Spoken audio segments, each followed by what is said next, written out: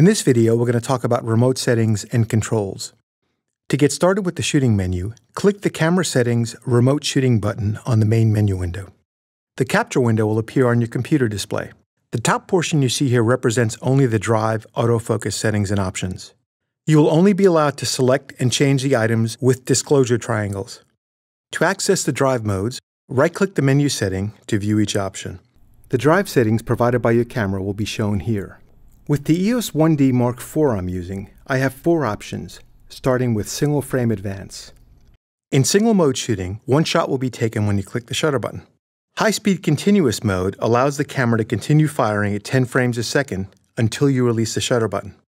Low-speed continuous mode performs just like high-speed continuous mode, but it has a maximum frame rate of 3 shots per second.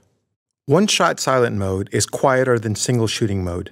The internal mechanical operation is not executed until the shutter button returns to its halfway position. Using mirror lockup to prevent camera vibrations or mirror shock is very helpful with super long telephoto lenses, long exposures, and when shooting close-ups in macro photography. Checking Disable turns off the mirror lockup. When Enable Mirror Lockup is selected, you have to click the shutter once to activate the mirror lockup and then again to fire the camera. Select Enable Down with Set if you want the image to be visible on both the camera LCD and your computer screen when you press the Set button on the camera. Enable Down with Set is a feature of some of the EOS 1D model series, but it's not available for most EOS models.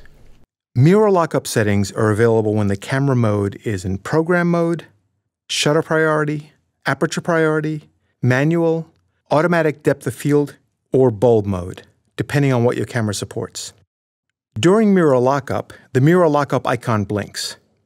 While shooting remotely, you can use autofocus or you can focus manually. However, EOS Utility cannot control focus unless the autofocus switch on the lens is set to autofocus.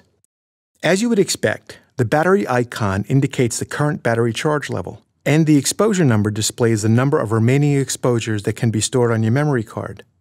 There's also the camera on-off indicator, shutter release button, and the autofocus manual focus switch. Destination folder is the folder where the images will be downloaded and saved. You can change the location of this folder here. In this case, I've named my destination folder Tether.